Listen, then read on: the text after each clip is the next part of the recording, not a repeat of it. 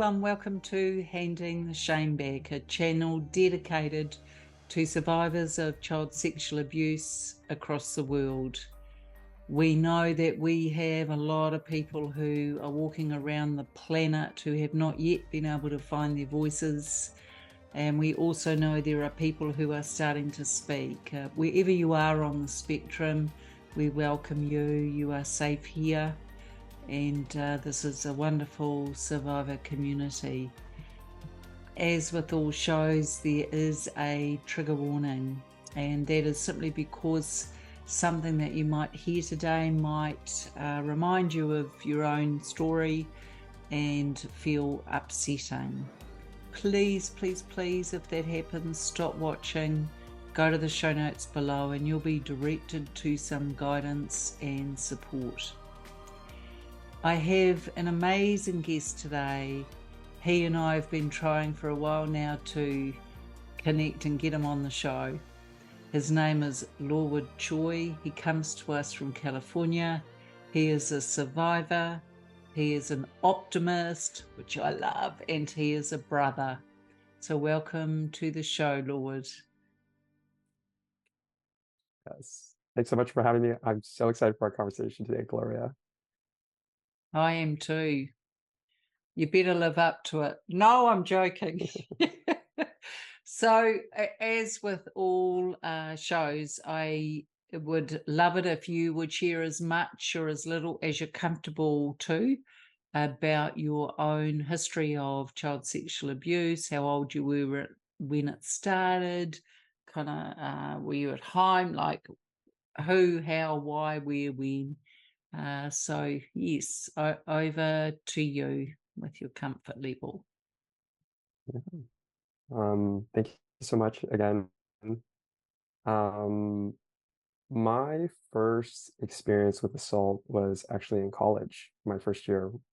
I grew up in the States on the West Coast in California, and I was offered a great opportunity to play tennis for college out on the East Coast.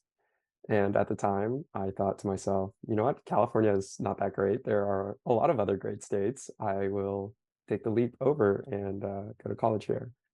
And I want to context this by saying it was a very jarring experience.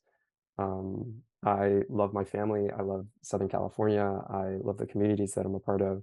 And I grew up there all my whole life. So to uproot and to go to somewhere completely different is quite jarring, to say the least. And I was fortunate enough that being a part of a tennis team, you get to meet fellow tennis teammates and get connected to a community automatically. But that's kind of how I was introduced to who would be my assaulter. It was originally a teammate's friend, and we'll call this person Ray, just give him a pseudonym. And Ray and I were good friends. We did what friends would do. You hang out, you run into each other at the cafeteria, and you just hang out. But things had escalated when one night a friend and I had gone over to Ray's apartment, and Ray's a little bit older than us, so he was drinking. And in the States, at 18, you are not allowed to drink legally. And so he offered my friend and I some alcohol. I was not very interested. I had not drinking alcohol all the way up until this point. And I was like, you know what, I'm okay. But eventually, succumbing to peer pressure, I was just like, you know what, I'll have some. The night wears on. I'm not particularly fond of the taste of alcohol at that point. And I am just tired. I don't feel good. I feel very anxious the entire time. And eventually, as the night is wearing on, people say, my friend goes, oh, I think we should take off. And Ray says to my friend, oh, I think Lorward should stay here. He seems pretty drunk. And I just did not feel good about that. I was just felt really uncomfortable. But why would my friend have any reason to concern himself? Ray has been nothing but a good friend. He's taking care of us. He's an upperclassman. And to this day, I hold no judgment or harbor any hate in my heart for my friend, because Ray, up until this point, have been very trustworthy. And so, my friend leaves. it's just Ray and I in the apartment, and uh, I feel very uncomfortable. So I'm like, you know what, I'm gonna pretend like I'm asleep so you could just leave me alone. And Ray kind of is like trying to talk to me. He's like, hey, I gotta tell you something. Hey, I gotta tell you something. And I'm like, okay, like I kind of don't want to hear it. I just feel very uncomfortable. Alcohol's in my system. I feel very like it's a new sensation. I'm very anxious. And he and at this point I'm on the floor of the apartment and I'm hugging a backpack and I'm pretending to be like so drunk, so out of my mind, just please leave me alone. And he picks me up. And I just remember so distinctly, he's like so strong. He like picks me up and sits me on the couch and he's like, hey, I gotta tell you something. I gotta tell you something. I'm like, I'm pretty sure I already know what's coming. Like, I'm pretty sure you're gonna tell me you're gay, but that's besides the point. Like, that doesn't really change how I feel about you. And it's like, oh, I gotta tell you something. I gotta tell you something. I'm like, okay, like what? He's like, well, we're not gay. And I'm like, okay, like, thank you for telling me. This doesn't really, I don't thank you. I was just kind of like, yeah, I'm like thankful that you feel comfortable enough to tell me. And he's like, this is where it starts to get a little weird, where he's like, you're the only person that I can trust. There's nobody on this campus who understands me like you do. If anyone found out, then they would ostracize me, they'd criticize me. And it makes me this like secret keeper for him. Um, and so I'm like, thank you for telling me. This changes little in the way of my friendship to you. Like I'll still be your friend, like that's fine. Um, but then he like reaches over and he like grabs me in like my groin area. And instantly I'm awake. Like all the alcohol, all the adrenaline is just like rushing into my system. And I'm just like, whoa, like that is not okay. That is not appropriate. Like, what the heck? And he's like, you don't allow me to do this because you're homophobic. You hate Black people. You're bigoted and racist, just like everyone else on this campus. And was just throwing all these insults at me. And for me, I'm like trying to stay strong. I'm like, no, like you crossed a personal boundary. Like you're not allowed to do that. Um, that's not okay. And now looking back, like I was genuinely just so inundated with so many accusations that I didn't even have a moment to think about what my perspective was. And I was just like, no, like that's not okay. And I'm trying to and I'm like, okay, like I feel very unsafe. This person is bigger than me, taller than me, stronger than me, has now clearly shown like outbursts of anger. Like I feel very unsafe. And we don't talk for a couple of days and he's saying, you're just like everyone else. You're homophobic like everyone else. You're racist like everyone else. And it was very, very disorienting. And I wish I could say like that I was just like, you know what, I'm done with this person. I am never going to contact you again. But it was a very small campus. And to me, I was like, you know what, you're a friend. Like, I want to be able to afford you understanding. And, you know, things kind of only escalated from there. And, there were times where he would like, like months and months later, he would like go back to his apartment. He's like, like I hate arguing with you. And I'd be like, okay, like I don't know how to respond to that. And he'd be like, I want you to kiss me. And I was just like, I really don't feel comfortable with that. But again, like I'm very scared and I feel my body just shutting down. And I'm just so like, you just don't know what to do. And he puts his arms like across over me and like pins me against and it's like I'm like kind of trapped. And I'm like, yeah, I could duck, but like I just feel so unsafe and I feel my body freezing. He's like, I want you to kiss me. And I was just like, and I just don't say anything. I'm so frozen. And he just like comes in for a kiss. And I can remember that kiss like so distinctly. Like I just remember like how dry his face was, how like resistant I was, how disgusting I felt. And I remember just trying to keep it together because I was telling myself, like, if I freak out right now, if I show any sign of an outburst, if I just don't have control over myself, like things could escalate and get much, much, much worse. And I was terrified of that. Yeah. And so I am like trying to keep it together. I am just like going along with the day. And I remember so distinctly when I got back to my dorm room that night, I was just like, I wish I could cut my lips off. Like I feel so disgusting. And I just want to like preface this by saying, up until this point, I've kissed maybe like two people. And so my experience of like kissing people is like not very well versed at this point, and it felt like something was so sullied for me, like something was so ruined for me, like something that was supposed to be fun and enjoyable and between people that like really care for each other, like it's just fun. It was taken from me in by someone who wanted something from me. And um, yeah, there was one more incident that uh, I like still struggle to comprehend to this day, where, you know, I just remember waking up like on a mattress in his room, and I was just like,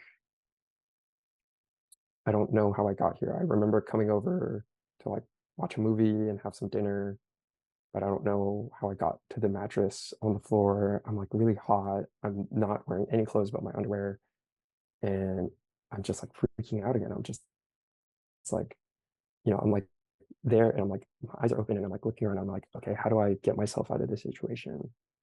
And I can feel his hand like reach over and grab me in my groin area again. And he's like stroking me. And he's like, you like this, don't you? And I'm like, and I'm again, like, I'm so frozen and terrified. I'm thinking, this guy is like laying next to me, on top of me. If I say no, like, what are the consequences for me right now? Um, and I'm just like so terrified. And he's like, and I'm like, no, this is, and eventually in my head, I'm like, okay, like, how do I get out of here? And I'm like, oh, I just got to say, like, I have to sleep in my own bed. And I'm just like freaking out so much. And I'm like, hey, like, I really need to like sleep in my own bed. And I'm trying to be so calm and like so diplomatic. And I can just feel him like keep like touching me up. And I'm like, no, I should get going. And I can feel him like get closer to me and like hold me closer. And I can feel like his genitalia push up against my butt. And I'm like, no, I should get going. And he's like, eventually, I think, I don't know, for whatever reason, I'm able to get out of the bed. I'm just slowly putting on my clothes. And I'm just like, okay, be calm, be calm. Like, we got to get through this. And I'm just like putting on my clothes. He's like, is everything okay? And I'm like, yeah, everything's okay. Like, I just really need to sleep in my own bed. Like, I'm just really tired. I'm just trying to give these very non-answers. I go down the stairs and I remember so distinctly. I was like, I just have to make it to the trees. If I make it to the trees, I'm out of sight of the apartment and I could do whatever I need to do then. And I'm just walking down. I'm like, it's okay, it's okay. And as soon as I hit the tree line, I'm running. And I remember this so distinctly. It was slightly snowy.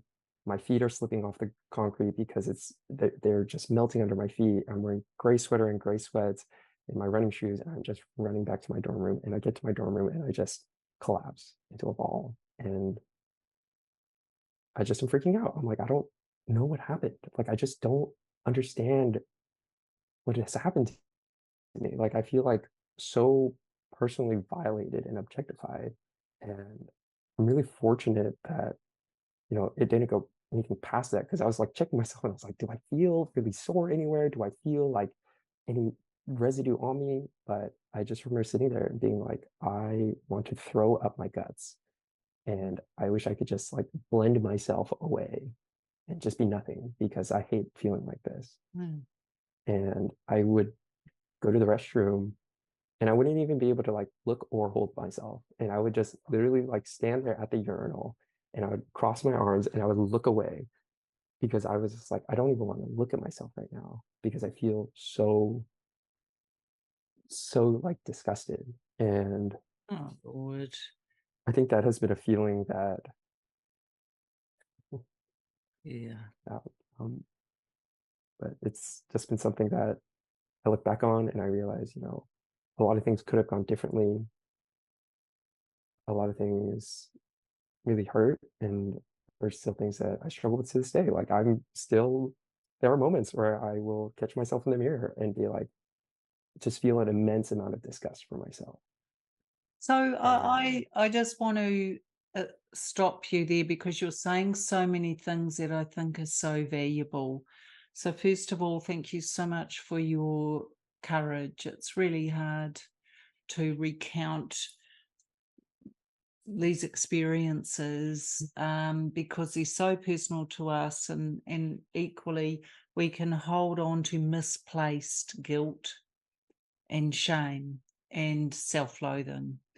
But I just before we move on, I just want to check in. How old were you when you went to this college?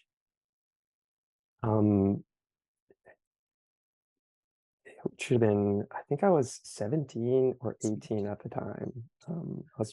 Yeah. Okay, so look, I just want to say there's several things, and you may have already made sense of all of it, but tell me if this feels okay. And for our beautiful survivors watching, work alongside me here, team, because I think this is really powerful and it's what we can often experience. First of all, Lord, you were manipulated. You were manipulated into a situation where suddenly you're somewhere you never chose to be or felt you wanted to be, but that was negated, ignored, and shut down. Number one. Number two, he coerced your friend into agreeing. You see the power of the pedophile or the abuser? Mm. Number three, he then, when he couldn't quite get everything he wanted, he then started to flatter you. Are you seeing the methodology employed here? Very, very clever, very clever. Not many people and young people could withstand that and be able to come away with any sense of power. So please just know you were in the hands of a master.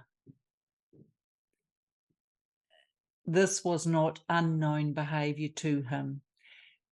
Just in case you weren't aware, I'm wondering, these are some of the tendencies or characteristics of a psychopath. So I don't know if you've ever actually been able to recognize that what you were dealing with, you would not have been able to deal with. Yeah, I think I've definitely been able to recognize like the manipulation that was at play of being the secret keeper of you're the only person that I can trust. All Flash. these, Mm.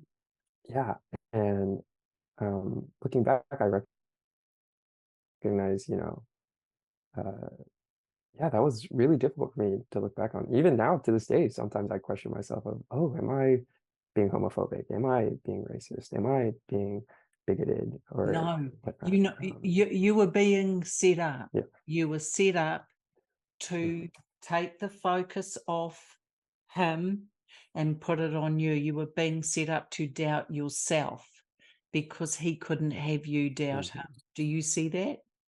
So he was a master grade A manipulator, and you were a lot younger than him, and he could sense your gentle, wanting to do the right thing and wanting to fit in and wanting to be part of something. He just manipulated through flattery, coercion, bribery. And the interesting thing is your instincts, you've said it a few times, you were incredibly uncomfortable, you were really anxious, and you were actually quite scared. So the point being, you couldn't even have your own back because he wasn't going to let you have your own back. That's how powerful he was. What do you think about that? Yeah, it was yeah, I think about that often where, it was a very difficult situation and it's a lot of things coming at you all at once. And it's hard to process through all of that all at once when you get the whole kitchen sink thrown at you. One of the things I think is really powerful, and it's probably going to be a process if it hasn't already felt that you're there yet, is you fit in exactly to what he wanted. So you were malleable to him and he molded you the way he wanted you. There is no way you could rebuff that or challenged that. You tried, and then you tried again, and then you kept trying, and you tried until you ran away from it. But please, please take the pressure off you for not doing more.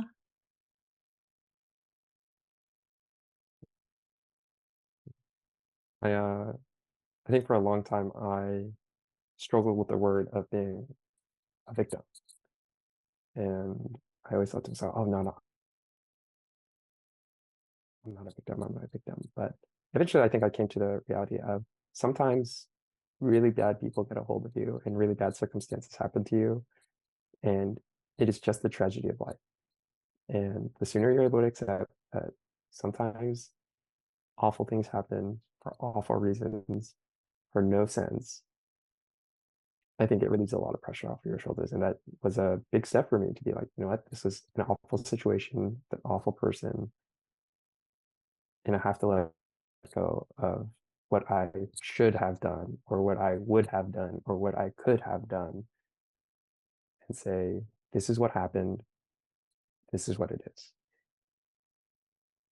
And I'm so glad you say that, because if I put another survivor in front of you and described a similar situation, would you be judging that person for not being able to act more strongly? So hello, mirror, mirror, Lorward. Yeah, absolutely. So look, we're coming into the end of our part one, believe it or not. I don't know where the time goes, but just as we're finishing up with this part, I just wanted to say, you know, audience, isn't it powerful, the words and the actions of a master manipulator? And this is what these abusers are. And they're actually, their tendencies are psychopathic, they're complex narcissists as well, but the reality is they know how to work people, and they could see that in Lorward. And aren't we lucky to have him here raising these issues, because it's not something we've often looked at. And I just want to say, as we're signing off for part one, come back and watch part two, because this is where we get into what Lorward did next. So stay where you are, Lorward, and for you beautiful survivors watching, you know I see you, I stand beside you, and I believe you.